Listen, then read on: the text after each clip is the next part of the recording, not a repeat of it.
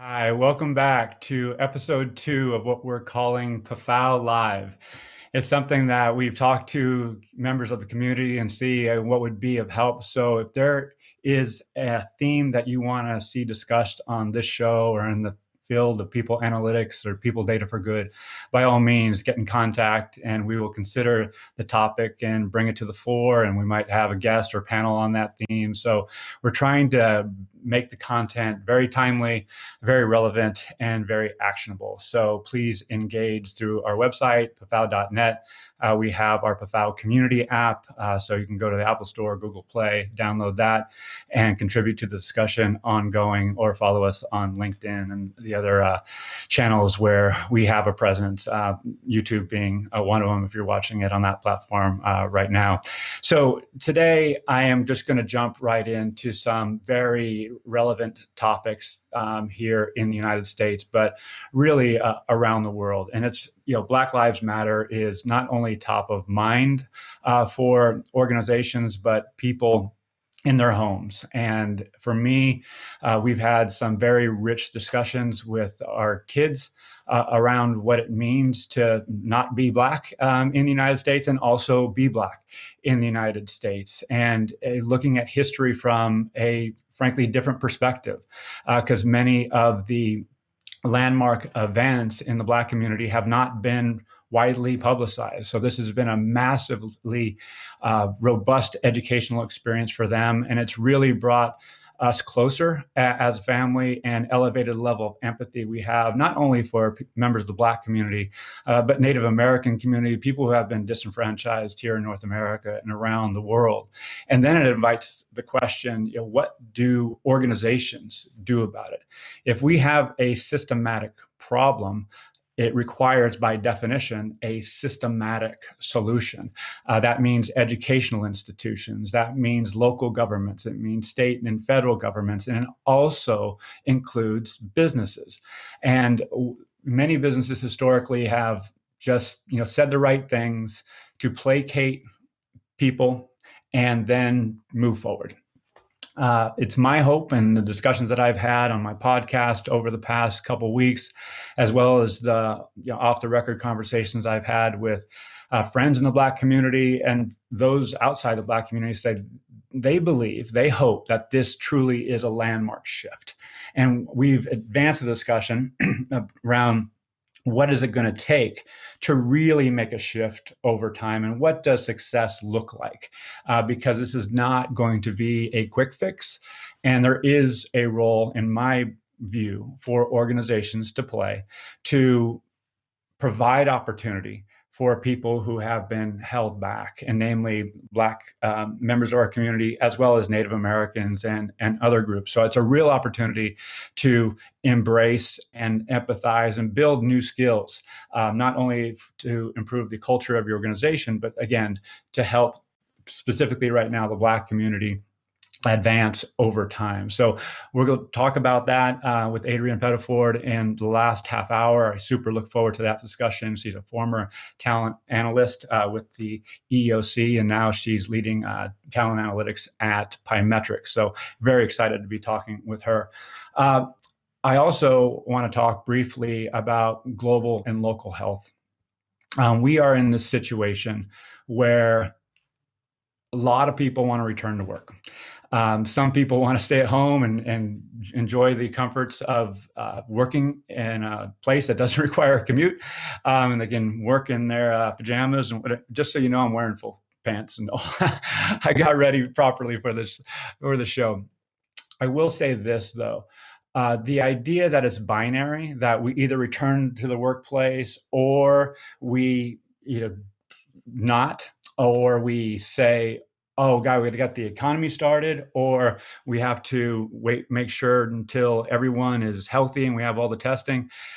We're dealing with an optimization problem. And by definition, that means there's trade-offs. And the math for organizations based on their geography, based on their type of industry is different.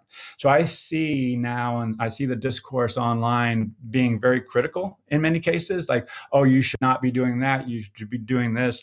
And what I would like us to do is use the data and have the data inform what's appropriate for you in your geography, in your organization, in your industry.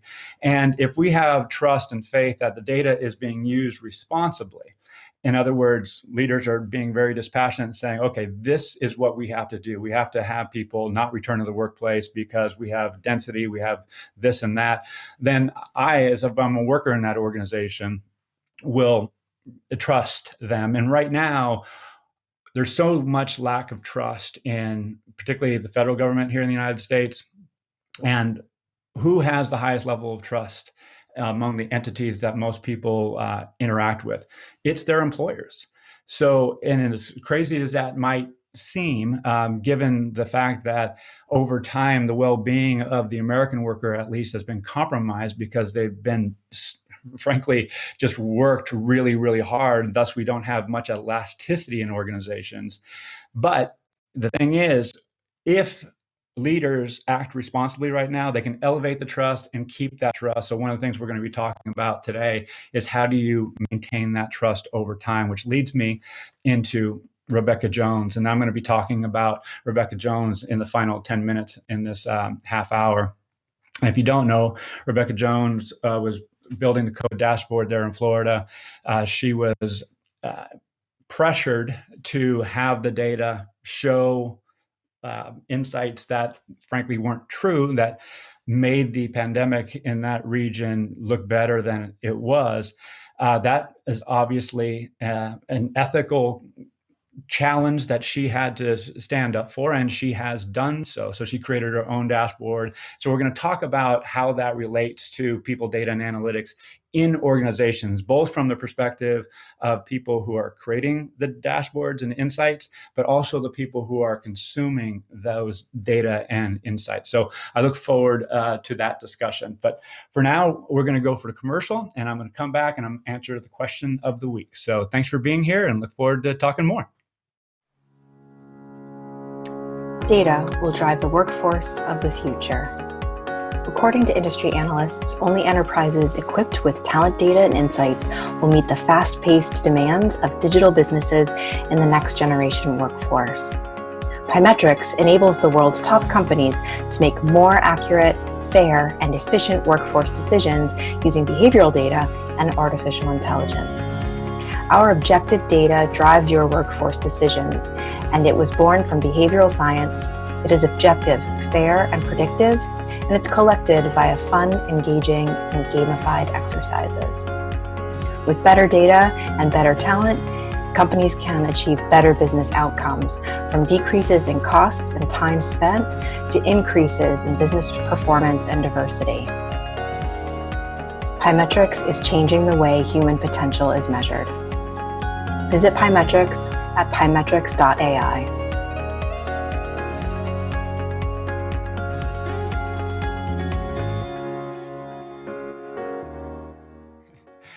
Welcome back. Sorry about the in and out there with the commercial, but I'm glad we got it up there. Pymetric has been a great partner. And just a quick sidebar, I did a podcast with Frida Poli, the founder and CEO of Pymetrics, a while back, and it was a great discussion. I learned a lot, so I encourage you to give that a listen, and more from them later in the show. But for now, I do want to go to the question of the week, and it's with people analytics. How do I get my organization started or move it forward so we're truly effective? And if you want to participate in this discussion, you can go to slido.com. The hashtag is PAFOW live. I'm not going to put it up right now, but just know you can submit a question, and we're going to have more formal means by which you can submit questions. But this is something that, particularly given in the wake or in the midst, I keep saying wake of COVID-19, like it's like we're past it, and we're not. We're in the midst of it. It's this reality is that we have an opportunity to create a sustainable attention and facilitate a governance body that is now in the form of task forces. So again, COVID-19 hits, these task forces are spun up. They're multifunctional. So you have facilities next to legal, next to operation, next to HR, next to finance, and they're meeting with a heightened level of frequency. So what would it be like if those governance bodies, those task forces met ongoing, and HR was a facilitator of these discussions around how work gets designed? So I answer this question in that vein. So if HR is at the table and that's happening in your organization, and you've built some credibility because you are bringing in data, you're consuming it from the outside, COVID-19 data, and putting it next to your workforce data, fantastic. But it then invites the question, how do I sustain this? And if you don't have that reality in your organization, how can I get there? So here's what I would answer to this question right here in June 2020. It's create that group, or go to that group and find the questions that are being asked. What are the themes that they want to understand better? Is it Black Lives Matter? Is it diversity? Is it return to workplace? And then go source the relevant data, and then facilitate the discussion. And this is what we can bring and contribute. So many over the years have taken what I call a data or technology-centric approach, where it's like, hey, I need a dashboard, I need some tool to push out data in a nice, consumable, visually appealing way. However, if it's not relevant, if it's not timely and actionable, then it's not going to hit the mark. So it just invites the question, what is the mark?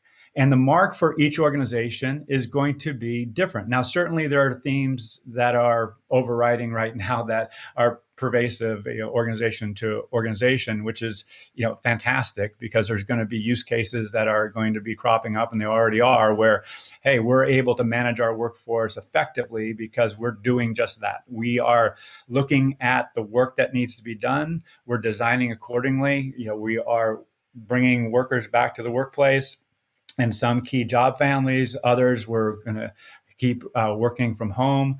The capacity that they have, their ability to do the work, might be compromised. So what would it be like if we take work off of them and give it to other people, and thus being able to sustain the work if required? If the customer base is dried up, there's employees that could be furloughed or laid off. I mean, there's any number of things, but that is an ongoing discussion. Those are ongoing decisions that need to be made. And then if organizational leaders are not basing those decisions on data, understanding the skills that they're letting go if they lay off people, and they don't understand really, the risks of doing so, then that is going to put the organization at risk, the business continuity at risk. So we have a huge opportunity to create and sustain people analytics. And again, there's use cases that are emerging in the midst of COVID-19, and increasingly with Black Lives Matter.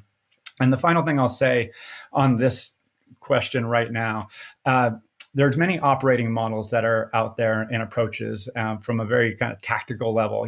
Do I hire an IO psychologist, data scientist, or consultant? And the end of the day, it depends. It depends on what's most appropriate for you and your organization, and those questions that need to be asked. And you do not have to be a people analytics statistician, econometrist. You want me to mumble that again? Econometrician to ask those questions and find them out. And then you can go engage those with the technical skills to actually problem solve and adopt the appropriate analytical techniques and technology. So there is someone that needs to be in place who understands the array of decisions downstream to actually bring this to life. If you have that person in-house, great. If not, then this might sound self-serving, but it's really not, because I can't do it at this stage of my career. But find somebody who knows what they're doing and have them help you figure it out. Create a vision, what we call AVR process: audit, vision, and roadmap. Audit your current capability, provide a vision for where you want to go, and create a roadmap to get there from people, process, technology, and governance. So I'll leave you with that, but also provide some resources in the links below. So with that, we're going to try and go to commercial one more time, and then we'll come back, and I'm going to talk about Rebecca Jones, and then we'll take a brief break, then we'll come back with Adrienne Pettiford. So I'll talk to you in a couple minutes. Data will drive the workforce of the future. According to industry analysts, only enterprises equipped with talent data and insights will meet the fast-paced demands of digital businesses in the next generation workforce. Pymetrics enables the world's top companies to make more accurate, fair, and efficient workforce decisions using behavioral data and artificial intelligence. Our objective data drives your workforce decisions, and it was born from behavioral science. It is objective, fair, and predictive, and it's collected via fun, engaging, and gamified exercises.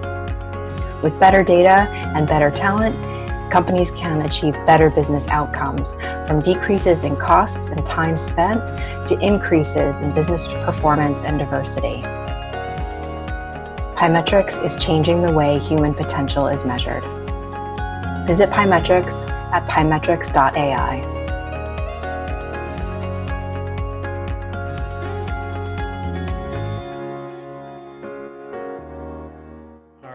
Welcome back. And we're going to go for about 8 minutes, and then we'll do a brief commercial, and then I'm going to be back with Adrienne Pettiford, and I'm very excited to be speaking with her. And to set the stage for that, I want to talk about another talent analyst, and her name is Rebecca Jones.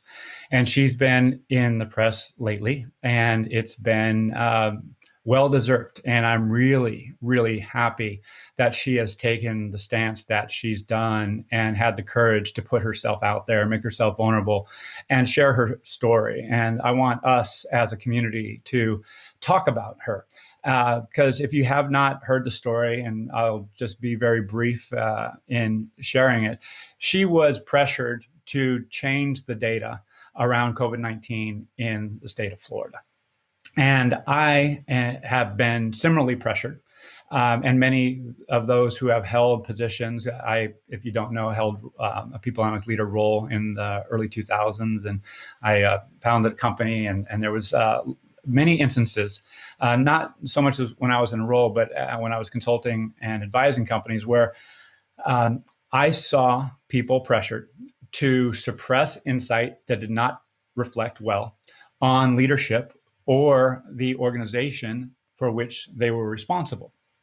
And it was a very tough situation to be in, where you have this insight that you believe is going to benefit the organization or the people within it, yet for reasons of politicalization, maybe ego, the insight was suppressed. Now, in the case of COVID-19, it puts people's lives at risk. So that's a scary thing, obviously. And thus it has to be addressed with similar seriousness. Now, if you're talking about recruiting diverse candidates, and if you're talking about lack of promotions and all that, there's a similar level of seriousness. But where do you go? If you're a people analytics leader, and do you just do what Rebecca did and just go off and create your own dashboard? You can't do that. So how do you mitigate the risk of this happening in organizations? And this is what I want to put forth. I mentioned, and it's going to be something that I emphasize continuously. And when I do, I have the echo of John Wooden in my head. And if you don't know John Wooden, he was an extremely successful basketball coach here in the United States at the collegiate level. And he had one of many great quotes was, "It's not what you teach, it's what you emphasize." And so one of the things I constantly emphasize is this notion of governance. Like, who is your internal customer? And what are they doing with the insight that you're generating? The more you can get that to be not only well understood, but get that group owning what you're doing, then the risk of insight being suppressed is going to be less. And let me explain this in real terms. Many people analytics leaders over the history of the past 20 years, let's say, have been reporting up into the CHRO almost exclusively. And sometimes it's been 2 or 3 levels removed. So what happens if you're producing something for the board or executive leadership team, it goes through this chain. And it's like playing telephone in 4th grade. You tell somebody one thing, you tell somebody another thing, then it goes up. And even if it's a deck that's well supported by data, it gets diluted as it goes up, and the end story might be very different than the one that you wanted, and it comes down and no change happens, or something that is actually contradicts the insight happens. So if that is your reality, again, how do you change it? So what I would put forth is find not only a governance body or steering committee, but a group of individuals who understands the value of people-related insight and really understand their needs, the timing of those needs, and how they're going to collaborate and help set what I call your research agenda or your project agenda. So that project agenda is not set by the people analyst leader in his or her room or cubicle or wherever you are. It's not done alone. You go back to that governance committee and say, hey, these are what I'm hearing needs to be done. These are the resources I have to do this work, people, process, technology, and so forth. I am limited here by capacity or the capability of my team or the tool sets. Therefore, if you want this ongoing, this is the investment that you're going to have to make. If you don't make that investment, then it's not going to happen. Because what many people analytics professionals have done over their careers is stay up till midnight, 1 a.m. trying to crank out an analysis and in turn a deck, and in so doing, thinking that they're doing the right thing. What they're doing is creating artificial capacity or the illusion of capacity. Because what happens, let's say you do a great job in that scenario, what do leaders want? This is great. Give me more. Cut it this way. I'm like, oh my gosh, I got to go back and do that work. So it's something that I really encourage. And again, there's a host of tools and approaches to get that, but it does take some fortitude to assert yourself with the CHRO, HR leadership team, or beyond to say, hey, if you want this people-related insight, this is the investments that need to be made, because an individual can't just make magic. The idea of doing skunkworks projects around people analytics, while it is good in some cases, in other cases, it's almost impossible because we're all stretched with our priorities, and it's just the work is now more involved. It requires more often than not something beyond Excel. When I started doing this work in the 90s, it's Excel centric. Then BI tools emerged, and obviously we're in this state where there's some great tools out there. So making intelligent decisions on those tools is key, but you're not going to write the check yourself. You need to get, leaders on board, to identify the budget and so forth. So more to share on that. Hope you found it helpful. I celebrate what Rebecca Jones has done in creating her own dashboard and sharing those insights and ideas because she is creating this guiding coalition. And I think I'm going to look for her journey over time, and I'm sure there'll be more to share, and hopefully we'll get her on the show before too long. So with that, we'll go to one more commercial, then we'll come back with Adrienne Pettifor. Data will drive the workforce of the future. According to industry analysts, only enterprises equipped with talent data and insights will meet the fast-paced demands of digital businesses in the next generation workforce. Pymetrics enables the world's top companies to make more accurate, fair, and efficient workforce decisions using behavioral data and artificial intelligence.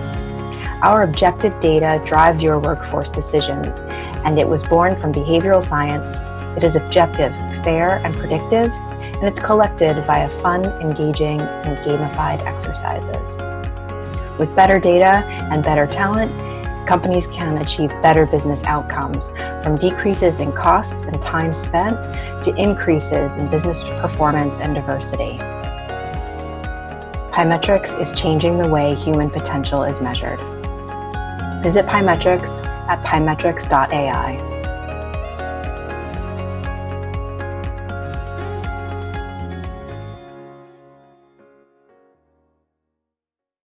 Hey, welcome back. I am very excited to be with Adrienne Pettifor. She's the head of client insights and analytics at Pymetrics, and she has some slides for you to share, and then we'll have a brief discussion on her ideas. And Adrienne, with that, thank you for joining us, and take it away. Thank you so much for having me. I'm really excited to share this information with you. I think this is really particularly timely, although I think some of the things that you've been discussing, you've raised because they're getting more attention publicly. But I think most of us realize and can appreciate that these issues with analytics and how we can bring them to bear to solve problems is really not a new one. It's great to be able to talk about how we can push the field forward using technology. So with that, I'll share a little bit about what we've been doing and thinking about as a community in terms of folks using technology in this space, and highlight a little bit about what some folks that I've been working with are working on as well. So just to kind of give folks a little insight on who I am. I lead client insights and analytics and compliance at Pymetrics. Prior to joining Pymetrics, I actually led investigative analytics at the Equal Employment Opportunity Commission. So basically the branch of folks within the agency tasked with analyzing the data whenever there was an investigation requiring, for example, a class or a systemic lawsuit against an employer. So I brought kind of that same mindset and mentality to Pymetrics, where we've taken the approach of being a little more proactive. And I think it's a practice that we're seeing more and more other vendors in this space engage in. And so I'm really excited that we're doing that. So when we think about the opportunity here, we're really talking about trying to close this gap. When we look at what the US population looks like, or really even global populations at large as well, we're seeing that by and large, when we start looking at corporate America and those who have access to employment opportunities, the funnel is not quite right. So you're seeing a large gap between white individuals being kind of the overwhelming majority in corporate America, despite not quite being that large of a proportion of the overall population. And really what it comes down to is a disadvantage largely to Black and Hispanic people, particularly in the United States. But really we see these same sorts of disproportionate rates of minorities echoed throughout many countries. And so this really is a global issue that we're tackling. Where does this come from, though? So when we think about how do we go from a relatively diverse population, how is it that we're less diverse in corporate settings? Some of this really is driven by the differences in the way human beings make fast and slow decisions and how those decisions come into play with regard to making employment decisions. So for those of you familiar with Daniel Kahneman's work, he's really pulled together, in Thinking Fast and Thinking Slow, he's pulled together a number of articles and kind of results that other scholars in the field of cognition have presented. And basically, the take-home message is our brain really makes decisions in two different ways. There's a slow thinking process, and this is kind of reflective, methodical, it's nuanced. It's those processes that require you to really take pause and think about all of the pieces of information that go into informing a decision. Fast thinking, however, is the decision making that sometimes we're not even really aware we're making. It's immediate, it's instinctive, it's based on patterns. Typically, people are thinking about fast thinking when we're talking about unconscious bias and discrimination. Much of that happens as a result of these typically adaptive heuristics that individuals over time learn. They tend to be helpful in kind of being able to know when you should avoid threat or when you should pursue something that's positive. Unfortunately, though, when we start thinking about hiring, what this means is that folks who are making fast decisions, such as the really short amount of time that folks spend reviewing resumes, unfortunately, folks might be tuning into, unknowingly, information that can be used in a discriminatory manner. So we may be picking up on things like a person's gender based on their name, or a person's age based on their graduation date. Perhaps it's their race, ethnicity based on the university or the zip code. So those sorts of information, unfortunately, can shape the way that we make really fast decisions And we do have instances in hiring where those fast thinking processes are quite important. So when we think about how do we navigate around this and debias the fast thinking, a lot of folks start thinking about unconscious bias training, right? You send your managers and your HR recruiters through unconscious bias training and all will be well. Unfortunately, most unconscious bias training really works to address the slow thinking process. And in fact, we see evidence from a recent meta-analysis across 30 studies of unconscious bias training, and they didn't find any evidence that these interventions work. In fact, what they can do is sometimes undermine existing efforts to address bias by causing organizations to feel confident that they have combated prejudice despite the fact that the training doesn't work. So what ends up happening is those individuals who undergo training are less likely to reflect on how bias affects their decisions in a way that's linked to the slow thinking process, because they feel like as a result of having gone through training, they've kind of nipped the problem with the fast decision making in the bud. And that's really troublesome. However, we do have some ways to kind of navigate it. And this is an area that we really need to be mindful of addressing, particularly now, as many organizations are ramping up to address discrimination within the workforce, especially in light of recent events. So you're going to see more and more organizations reaching out to people who are consultants, trainers, educators in the diversity and inclusion space, and some of them may unknowingly buy into unconscious bias training and lean on that as opposed to really digging deep and understanding what does work. We do have some things that work. So on the heels of a 2018 session with scholars and researchers, academics, as well as some folks that are in the business world, the WorkWorks report came out. And this was a consortium or meeting of the minds, if you will, that was hosted by Harvard's Radcliffe Institute. And they came together and they released kind of the thinkings and learnings from that session. And I really encourage folks to take a look at that. But it really does pinpoint some evidence-based ideas and ways to address inclusion, diversity, and equity in the workplace. Some of those include an anti-bias tech stack, which is what I'll be talking through today. Fortunately, we do have tech tools that can help address these and that are grounded in evidence-based research. When we start thinking about where we're seeing bias breaking down workplaces, we really initially start at the pipeline. So if we're thinking about kind of the workplace and how individuals engage with workplaces as a timeline, in the very beginning of the timeline, we're talking about the pipeline. Where are you identifying candidates? Where are you doing your recruiting? And then we see that pass on to decision making. So we have to break this cycle as early in the process as we can if we're actually going to see changes that translate into a more diverse corporate America that truly represents the diversity of the country. If we take a closer look, and when we think about biased filters, so I'm going back to those things like the resume review, we can see that if you're using a biased filter, what happens is you may have a very rich and diverse top of funnel, folks who are interested in working for your organization, but as you pull them through these biased filters, unfortunately, what comes out on the other end are a really homogenous set of candidates. And then you have individuals who have historically not had the same access to opportunities, seeing that happen over and over again, and the problem just gets magnified. But if we can shift to a world where we're using unbiased filters, then we're going to get to a place where if at the top of your funnel, you're spending a lot of time and effort to enrich and diversify folks who apply, then you're going to see that passed on to folks who are then subsequently eligible to move forward through the selection process, eventually get an interview and hired. So what does that look like?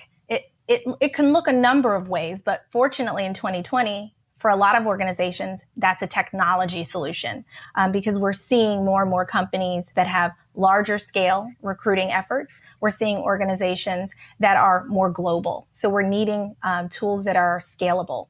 So fortunately, we can leverage technology to address this. There's an entire anti-bias tech stack, in fact. So Pymetrics is certainly not alone in this space, and we're quite glad that we're not alone in this space. This really is going to require a multi-pronged approach when we start talking about addressing the solution. So as Al mentioned earlier, when he talked about needing a systemic solution, this is part of it. Part of the systemic solution is working through employers and making sure that they're leveraging the existing tech opportunities that do things, for example, like help you figure out whether or not when you're writing job ads or job descriptions, are they showing gender bias in the language that they use? Because we do know, based on research, that women tend to use certain types of language that may be a little more tied to emotion or sentiment, whereas men may be more action-oriented in the language that they use. And so if we're not careful, we can actually build that into our job descriptions. And so then when we post those online, for example,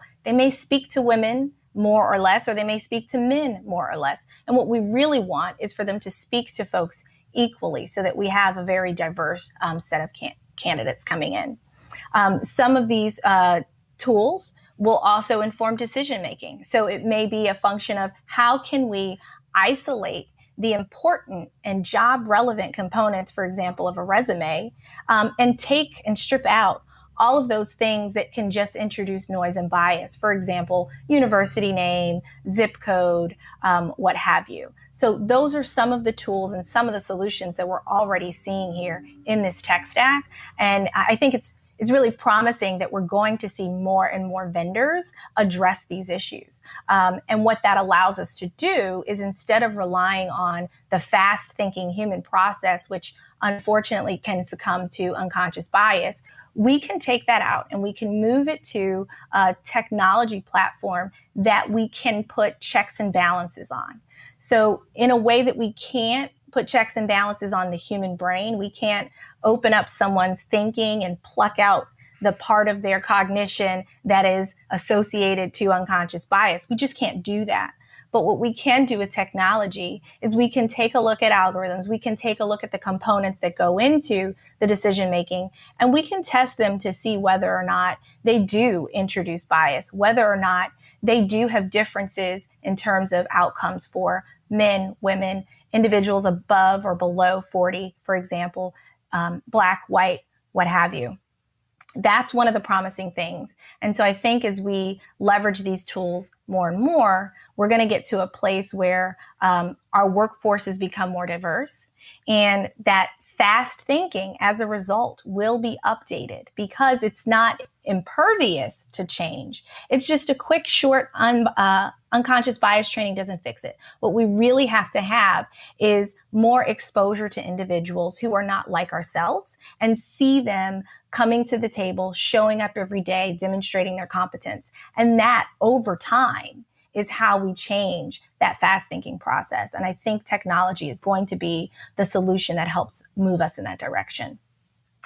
So when we think about the effect of bias on the pipeline, it's about who can get through and get an opportunity. But what we need to be thinking about is, I mentioned interview and job postings, job ads, who decides to apply, but we also need to be thinking about language. We're really increasingly global society. So we need to be thinking about how are we doing this posting in terms of jobs? How are we allowing individuals to complete assessments? Is it in their native language? We also need to think about prerequisites for being able to apply. I know many companies are moving in the direction of not necessarily requiring college degrees, because there's some evidence that in some fields they're not particularly relevant. And we do know that there are, in fact, demographic differences in the rates of who attends and completes college. And then also thinking about backing off of over-reliance on networks and elite institutions. We have a tendency to like to leverage referral networks, but unfortunately, what they can do is just perpetuate homogenous workforces. So we have to be very careful on how we do that. Of course, when we're thinking about the effects of bias making, we have to think about, what are we looking at to determine, have we done a good job? Can we do better? We have to think about what metrics to prioritize. Some of that is going to be based on what we've seen historically, who has historically done well in the job. And when I say who, I don't mean demographics. I mean, what are some characteristics and qualities, skill sets that really allow an individual to shine once you remove the noise from demographics? Are we seeing certain candidates dropped out automatically? Are we being mindful of individuals with disabilities? Or are we just kind of saying, I want somebody who looks exactly like my current workforce? And if we do that last part, unfortunately, we have an increased likelihood of just perpetuating biases. So fairness in hiring, I mentioned before when I introduced myself that I led investigative analytics at the Equal Employment Opportunity Commission. And so when we think about the legal definitions of fairness in hiring, people often cite the 4/5 rule, which is cited in the Uniform Guidelines for Employee Selection Procedures. This is really kind of the benchmark that the EEOC is looking for when they're trying to demonstrate that something is particularly problematic with regards to bias. But unfortunately, this 4/5 rule, in other words, for one group, the most the most favorably treated group, every other group needs to have outcomes that are at least 80% as favorable. So if 100 men apply and 100 men are accepted and 100 women apply, then 80 women at a minimum need to be accepted. This is known as the 4/5 rule. Unfortunately, two of the most common screenings that we use don't meet the 80% standard. And that's things like resume, that's things like cognitive testing. We should really be able to do better. And in fact, technology allows us to do better. As I mentioned, cognitive testing fails this rule. So this is just an area that I think folks who are in this space have long known that we've seen differences in ethnicity, in particular, Black versus white, in the outcomes of IQ testing. And what ends up happening in this space as a regulator, a former regulator, what ends up happening in this space is there's kind of a clause to UGES that says, okay, if you don't meet 4/5, but you can demonstrate validity, then you're good to go. But we should really be doing better than that at this point because we have access to so much more data. We can tap into things that are much more job relevant and locally specific to a job at hand rather than generally and broadly applicable. And we can get better and we can say not only can we be valid and related to the job and specific, but we can be fair.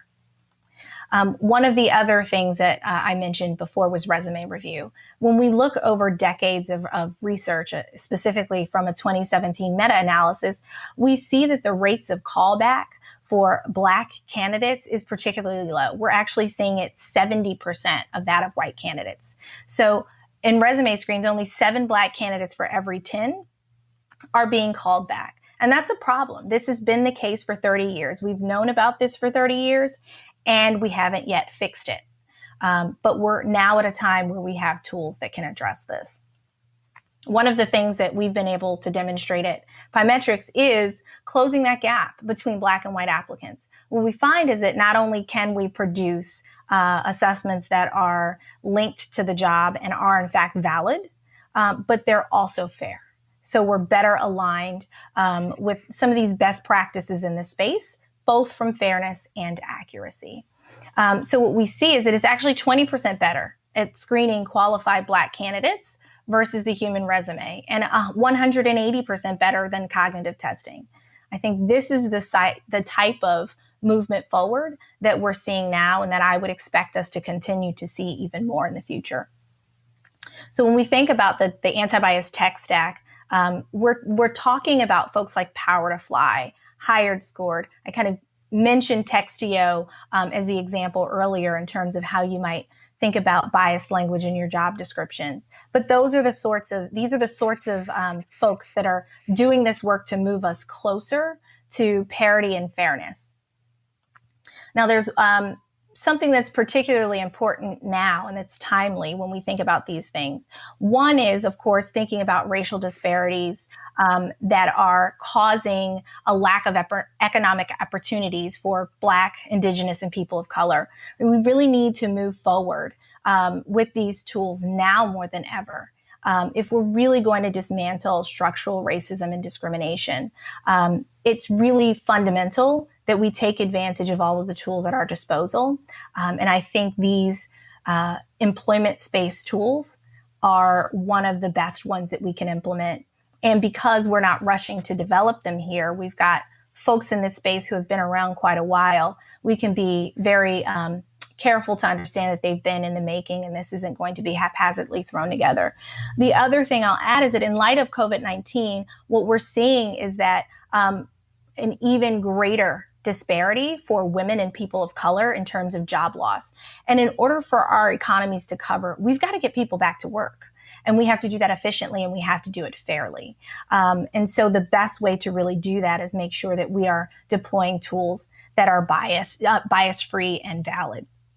But I want to add one more thing here and to this picture. As we start moving towards diversity, we've got to think about inclusion, because diversity is not enough.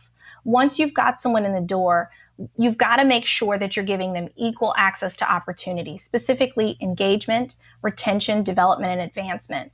And there's substantial data that we have at our disposal to help us understand whether we're hitting the mark or not. And so McKinsey and Company came out in 2018 with a report that really started to uncover the leaky funnel, if you will, for women and people of color when we think about progressing across their the career levels. So we see that there's the most diversity in entry-level roles, and unfortunately, it dwindles down with every increasing promotion, to the point that when we see C-suite, we're seeing overwhelmingly white men and very, very few women of color. And this is something that the data is showing us. But now it's time not just to be transparent about what the data are showing us, but to hold ourselves and our companies accountable and to take action, so that we're not continuing to see this striking statistic where 40% Black women are 40% less likely than men to be promoted, despite similar levels of ambition. Folks should be given the opportunity that allows them to rise up to their ambition and potential. How can we do that?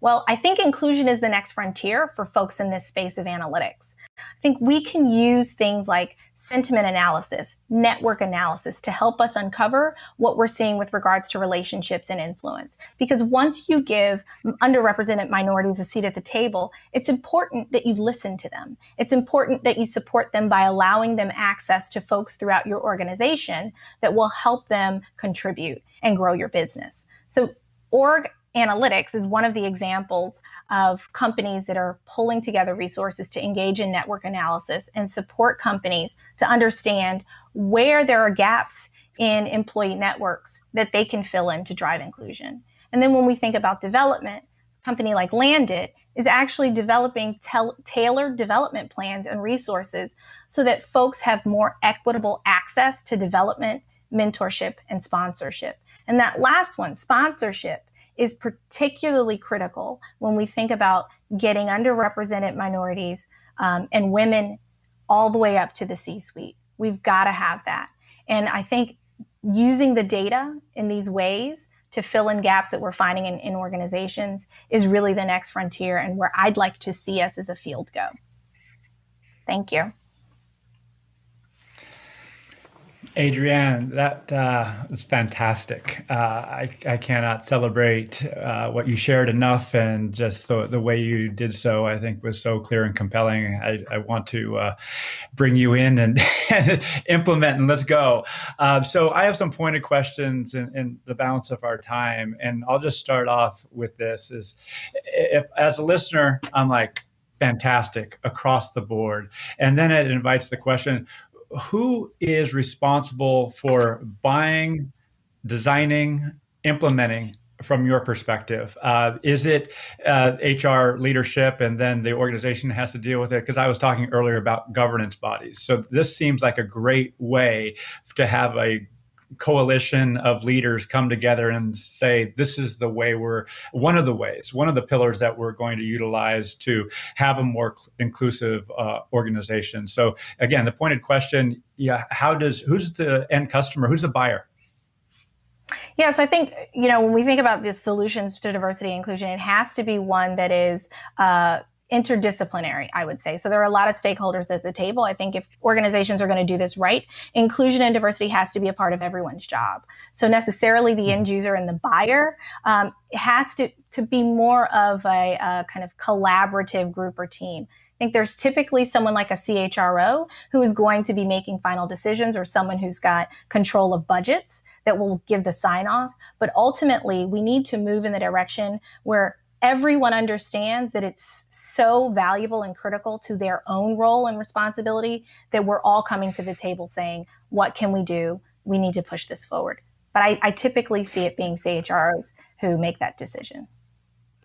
Okay, because I've seen, probably like you have a diversity and inclusion leader, and they're under-resourced, and they are just trying to influence based on their own referent power. And what you are doing is bringing a set of tools that can make this part of the way the organization operates, both in terms of assessing talent coming in the organization and elevating talent within it. And that seems to be squarely in the processes of talent management. So it has to be this broader coalition, yeah?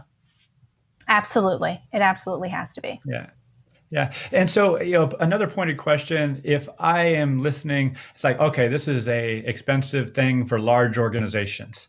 However, this arguably, if again, we have a systematic problem, at what point, in terms of mass, should organizations be thinking about this, you think? Yeah, I think so. If we're not careful, we'll think that it's only a big organization problem. But what happens is you end up scaling an organization. If you're not thinking about it from the very beginning, things get out of hand and they become very difficult to resolve and repair. So I think the tech industry is one of those. We can look at a whole number of organizations in the tech industry that were so behind the curve in starting to look at diversity and inclusion that now we're seeing things like 3% of people on science and tech teams in tech organizations are Black, which is ridiculous when you think they're 13% of the American population. And it's because that wasn't considered before a company began to scale.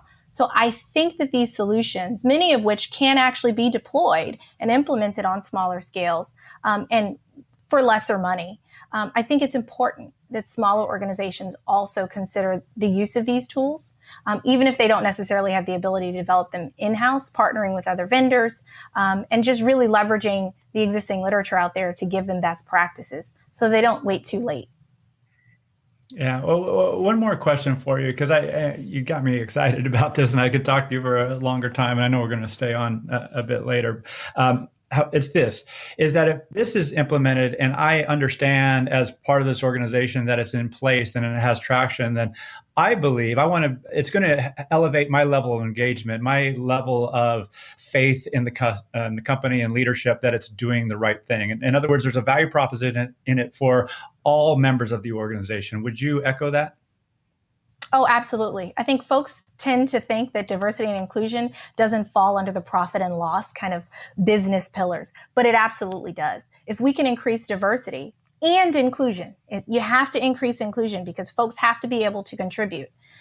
When you do that, you get more creativity, you get more solutions to ideas, you get folks who are more thoughtful about a broader audience and marketplace that your product or services can reach, that you ordinarily might not have considered if those folks had not had a seat at the table. All right. Well, Adrienne, it's awesome to talk with you. I mean, again, congratulations on what you've achieved there at Biometrics. Thank you for your insights and the ideas that you've promoted here. I can't wait to learn more from you and your team there, over the months and years ahead. So thanks for being with me today. Appreciate it. Thank you for having me. Data will drive the workforce of the future. According to industry analysts, only enterprises equipped with talent data and insights will meet the fast-paced demands of digital businesses in the next generation workforce. Biometrics enables the world's top companies to make more accurate, fair, and efficient workforce decisions using behavioral data and artificial intelligence. Our objective data drives your workforce decisions, and it was born from behavioral science. It is objective, fair, and predictive, and it's collected via fun, engaging, and gamified exercises. With better data and better talent, companies can achieve better business outcomes, from decreases in costs and time spent to increases in business performance and diversity. Pymetrics is changing the way human potential is measured. Visit Pymetrics at pymetrics.ai.